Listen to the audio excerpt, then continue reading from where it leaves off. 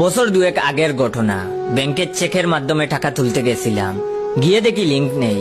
অনেকেই তীর্থের কাকের মতো বসে বসে অপেক্ষা করছে কখন লিংক বাবাজি আসবেন।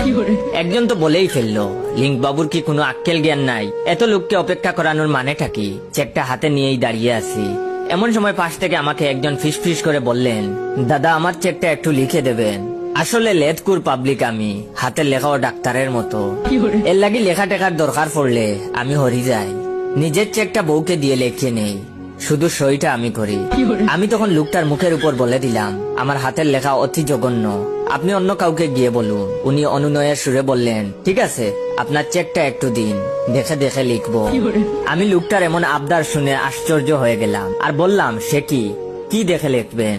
আমার চেকে লেখার টাকার অ্যামাউন্ট আর আপনার অ্যামাউন্ট এক হবে নাকি? এবার ভদ্রলোক বললেন, আসলে কোন জায়গায় কি লিখতে হবে সেটা ঠিক বুঝতে পারছি না, এই প্রথম চেক পেলাম। আমি তখন বললাম, ও আচ্ছা বুঝেছি।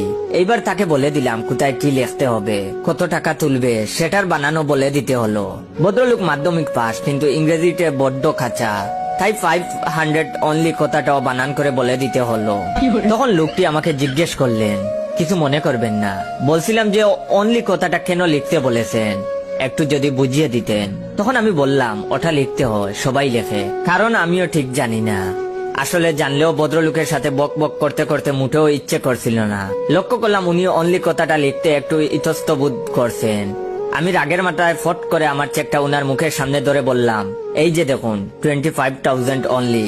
এবার বিশ্বাস হলো তো? লোকটি তখন গুল্লা গুল্লা চুপ করে আমার চেকটা ভালো করে দেখলেন। ততক্ষণে লিংক চলে এসেছে, লাইনে দাঁড়িয়ে পড়েছি। টাকাটা তুলে এটিএম ফর্ম নেব বলে কাউন্টারে গেছি। ফর্মের কাউন্টার তখনও খুলেনি। হঠাৎ দেখি ক্যাশ কাউন্টারের কর্মচারী একটি লোককে খুব মেজাজ দেখাচ্ছে।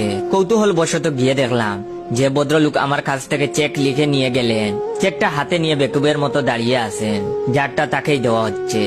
আমি তখন জানতে চাইলাম, কি ব্যাপার দাদা? ভদ্রলোকের কথা শোনার পর কিছুক্ষণের জন্য বুঝে উঠে পারলাম না রাখবো না হাসবো।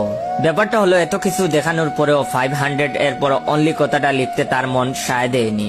উনি ওস্তাদি করে লিখেছেন 500 নাথিং।